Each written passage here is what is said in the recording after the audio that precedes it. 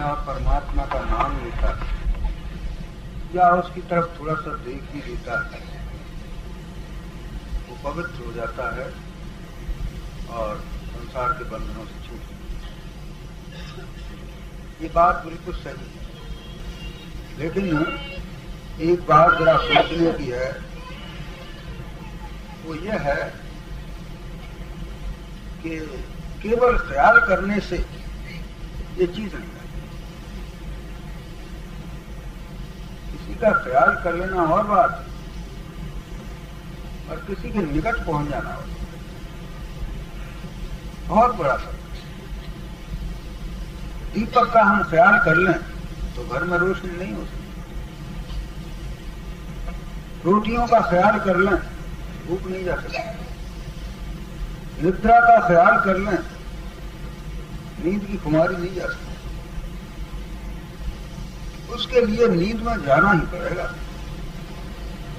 ख्याल करने से ख्याल इतना करता है कि उस तरफ की उसे याद है। बस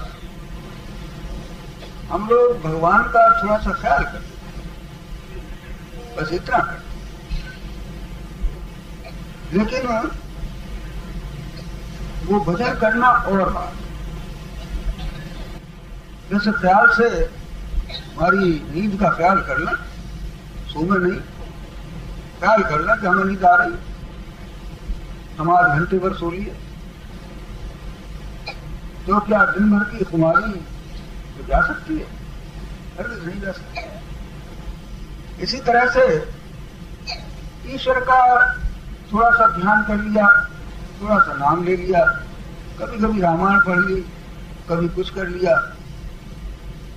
इससे निश्चय जानिए कि जो चीज आप प्राप्त करना चाहते हैं, जिसके लिए जैसा कहा गया है, वो भी बहुत,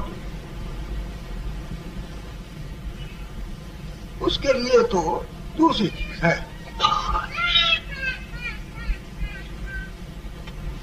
उसके लिए थोड़ा और आगे बढ़ना पड़ेगा। उसके लिए जैसे आप भोजन के लिए भूख का इरादा न करके, भूख का ख्याल ही छोड़ करके भोजन करते हैं, उस वक्त तो भूख जाती। इसी तरह से ध्यान करते करते तुम ध्यान को भूल जाओ, तब समझो कि तुम ईश्वर के निकट हो। इसमें सोचने की बात है। ध्यान किया, हम ईश्वर की तरफ चले। जैसे कोई आदमी मंदिर के लिए चलता है तो वो पैरों से चलता है, मंदिर तक पहुंच जाता है। इसी तरह से मन जो है वो ध्यान से प्रभु के चरणों तक पहुंचता है। ध्यान के, मन के चलने के लिए ध्यान है, जैसे शरीर के चलने के लिए ये चरण है, पांव है। इसी तरह से मन के ले जाने के लिए ध्यान। तो जब ये उनके चरणों तक पहुंचे ध्यान से, और पहुंच करके जब उनमें शांत हो जाए, तो शांति को पाने लगे और इधर का ख्याल भूल जाए, उस रास्ते का दुख भूल जाए। प्रभु से जब मिलेगा तो फिर ये दुनिया के दुख जो थे वो तो भूल ही जाएगा। जैसे बड़े जोर की वो भूख थी, बहुत ही तप्त हो रहा था, आदमी भूख से दुखी हो रहा था, लेकिन जो ही रोटी खाई तो वो सब दुख चला गया। कितना दुख उसको हुआ होगा जब तक रोटी नहीं मिली थी, लेकिन रोटी खाते ही वो दुख उसका कहीं भी अब नहीं है। इसी तरह से प्रभु के चरणों तक पहुंचकर उनके निकट पहुंचने में, उनका दर्शन करने से फिर दुनिया के जो करोड़ों दुख उसको हुए थे वो नहीं रहते। ये खास। तो ध्यान करना और बात है, वो है चलना। और ध्यान करते करते उनका भूल कर उनके मिल जाना, ये है भगवान का वचन। ध्यान उनकी शुरुआत है। ये शुरू में चलना है। चलते चलते चलते चलते जब हम अपने प्यारे के निकट पहुंचते हैं या किसी के निकट जाना चाहते हैं तो जब हम पहुंच जाते हैं तो आप जानते हैं कि कितनी थकावटें थी वो सब खत्म हो जाती है। वो पूछता है आपको बड़ी तकलीफ है? नहीं साहब, आपके दर्शन हो गए, हमें कोई तकलीफ नहीं, सब आनंद नहीं। इसलिए जब तक मनुष्य उस ध्यान से और ऊपर नहीं जाता तब तक समझो अभी ध्यान में है, वहां पहुंचा। और भी देखो, नींद का ध्यान और बात है और नींद में चले जाना और बात, नींद का ख्याल करना और बात। अब हम नींद की तरफ जा रहे हैं ऐसा है, लेकिन नींद अभी नहीं है। नींद सब समझो जब नींद का ख्याल चला जाए, जाना ही नहीं कि मैं नींद हूं। कोई सोने वाला ये जानता है कि मैं सो रहा हूं? अगर वो सो रहा है और कह रहा है मैं सो रहा हूं तो समझो कि सोया नहीं। ऐसे ही मनुष्य जब उस अवस्था में पहुंचता है, उस एक रेखा को लांघ जाता है। इसीलिए ये जो लिखी हैं वो ठीक लिखी हैं। जागृत और स्वप्न के बीच में एक रेखा है। जब तक जागृत वाला ये जीवात्मा उस अवस्था में वो रेखा को नहीं लांघेगा तब तक स्वप्न नहीं देख सकता। और स्वप्न और सुषुप्ति के बीच में भी एक रेखा है, उसको नहीं लांघेगा तब तक सुषुप्ति में नहीं जा सकता। इसी तरह से सुषुप्ति और ज्ञान की भी एक अवस्था है, जिसको तुर्य कहते हैं, उसकी भी एक अवस्था है, वो चौथी अवस्था है। उसमें भी जब तक वो उस रेखा को पार नहीं करेगा तब तक उस ज्ञान की अवस्था में नहीं जा सकता। और जब उस ज्ञान की अवस्था में पहुंचता है वहां पर वो भगवान को आनंदित होकर मिलता है, देखता है, उसे एक आनंद आता है, मैं हूं और ये परमात्मा है। कितना अच्छा, कितना सुख मिला मुझे, शांति मिली। लेकिन इससे भी शास्त्रों ने एक ऊंची अवस्था और लिखी है। जैसे नींद की खुमारी आती जाती है और नींद का आनंद मिलता है, इसी तरह से गहरी नींद जब चली जाती है तो वो खुमारी भी नहीं रहती, नींद का आनंद भी नहीं रहता, नींद में चला जाता है। ऐसे पांचवी अवस्था शास्त्रों ने वो लिखी है जिसमें द्वैत का खत्म हो जाता है, अद्वैत अवस्था में जीव पहुंचता है। वहां जाकर के वो ईश्वर का आनंद वाली भूल जाता है, एक सत्ता में पहुंचता है। ये पांच अवस्था शास्त्रों में लिखी है। आप जब ध्यान करेंगे तो इन पांच अवस्थाओं में होकर के आपको जाना पड़ेगा। ये अवस्थाएं जब ऊपर आएंगी तब इनका आनंद प्राप्त होगा, वो जीवन के लिए आवश्यक।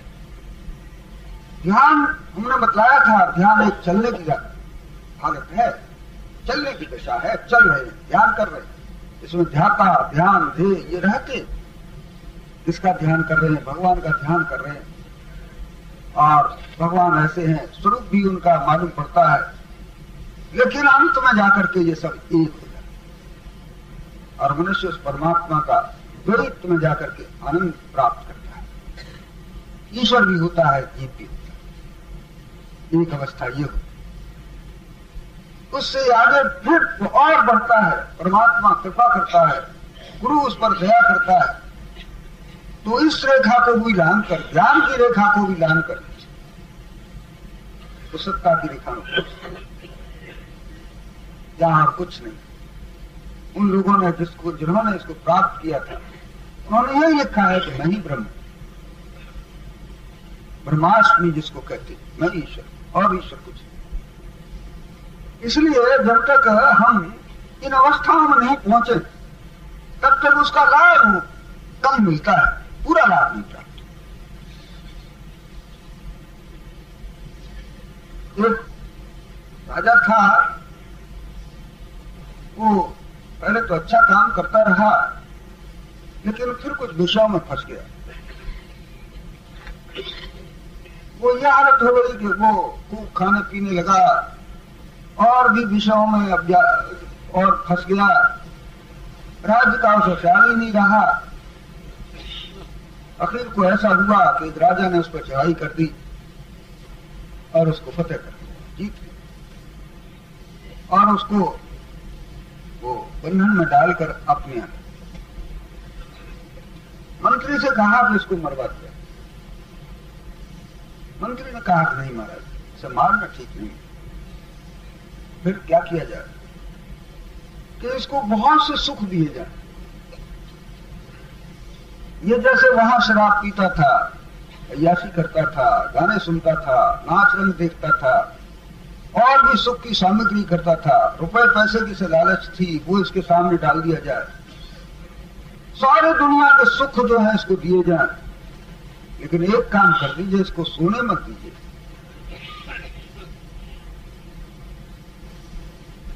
बादशाह करने लगा, बात तो ठीक, ऐसा ही ये चाहता भी है, ठीक, उसके लिए सारी सुविधाएं कर दी। गाने नाचने वाले सामने रहते, बढ़िया से बढ़िया पीने की चीजें रहती, बढ़िया से बढ़िया उसके सामने वस्त्र और भी सुख के सामान रहते, लेकिन कहां तक करता। एक रात्रि जागा, दूसरी रात्रि आई तो कहने लगा कि भाई थोड़ी देर के लिए सब बंद कर दो, अब हमें जरा सो रहने दो। वो कहते नहीं महाराज, जरा सा और देखिए, ये बढ़िया सी चीज लाए हैं, इसे पसंद कीजिए। आखिर को राजा को वो सोने नहीं दिया। 10-5 दिन हुए तो राजा ये भूल गया कि नींद भी कुछ होती है, नींद से भी आगे निकल गया। खुशकी इतनी बढ़ी, अब वो नींद भी नहीं आती। आपने देखा है कि जो आदमी सोते नहीं, अंत में जाकर के निद्रा से अलग हो जाती है और वो पागल। वही लोग उसे किसी तरह से नींद लाने की कोशिश करते हैं, ऐसे घंटे 2 घंटे नींद आ जाए तो ठीक है, मगर वहां तो उसकी नींद ही हराम करती। आखिर को वो जो था विक्षिप्त अवस्था में, अब वो नींद भी नहीं कहता था, अपने ही वो जो सुख की और ऐसी सामग्री थी फेंकने लगा, पागलों की तरह भटकने लगा। ऐसे वहां पर बहुत कई दिनों तक उसकी यही हालत चलती रही। वो मरणासन आ गया। उस मरने से पहले कुछ फिर कुछ ख्याल हुआ, कुछ शांति सी मिली। उसने कागज निकाला, लिखा कि दुनिया में लोग जो शांति की कहते थे वो तो मेरे भाग्य में नहीं थी, लेकिन केवल नींद ही के न आने से मेरा सारा सर्वस्व नाश हो रहा और मैं अपने प्राण छोड़ रहा। जिस शांति को लोगों ने कहा है उसको तो मैं जान ही नहीं पाया, लेकिन उससे बहुत नीचे दर्जे की जो नींद थी वो मेरे जीवन के लिए परम आवश्यक थी। जब से मैंने उसे छोड़ा तब तो मेरी दशा और भी खराब हुई और अब मैं मृत्यु के मुख में जा रहा। ऐसा लिख करके वो समाप्त। क्या इस कहानी से हम ये नहीं समझेंगे कि जैसे जीवन के लिए नींद हमारे लिए आवश्यक है, लेकिन बुद्धि जो है, जो चीज है, मन के विकार हैं, उस नींद से नहीं जाते, नींद के खत्म होते ही फिर वही विकार आ जाते। इससे और भी एक बढ़िया नींद है, वो है ईश्वर में मिलकर ईश्वर की शांति प्राप्त। उससे जाकर के उसके जो दुख हैं, उसके जो अज्ञानता है वो नष्ट। वास्तव में वो सच्ची नींद रखी। उस निद्रा के प्रभात में मनुष्य जागरण,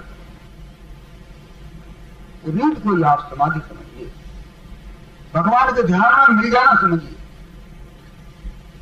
क्योंकि जब भगवान के ध्यान में वो लय हो जाएगा उस वक्त उसको एक अजीब ज्ञान, अजीब शांति प्राप्त होगी। उससे फिर उसका जीवन पवित्र। लोग नहीं जानते हैं कि भगवान के भजन से क्या लाभ। निद्रा से भी लाभ नहीं जानते कि निद्रा कितनी आवश्यक है मनुष्य के लिए। वो शांति तो बहुत ही दूर है। इसलिए ईश्वर का भजन करो, ईश्वर का ध्यान करो, लेकिन ध्यान करते करते उस अवस्था में भी जाओ ध्यान से ऊपर। अगर एक क्षण के लिए भी आप उस अवस्था में प्रवेश कर जाएंगे तो वही दशा हो जाएगी जैसे कि एक न सोने वाले आदमी की बराबर जो पागलपन सा आ गया था वो दूर हो जाता है सोने से। इसी तरह से हमें वो ज्ञान प्राप्त होता है कि हमें कैसे रहना चाहिए, ये संसार कैसे हमें बरतना चाहिए, वो ज्ञान वहां जाकर होता है। अभी तो हम दूसरों के धन की तो कोशिश करते हैं, दूसरों को दुखी दे करके हम हंसते हैं, दूसरों के व्यवहार और दूसरों की बातों का हम ख्याल नहीं करते। वो समय जब आवेगा तब आपको ज्ञान होगा। आप सब में अपने को देखेंगे और दूसरे के दुखों को अपना दुख समझेंगे। जब आप सब में अपने को देखेंगे तो उनके दुख आपको समझ वो है कि उस चीज को प्राप्त करें। रोजाना भगवान का ध्यान करें और रोज ध्यान करते करते एक दिन आप उस अवस्था में अवश्य पहुंचेंगे।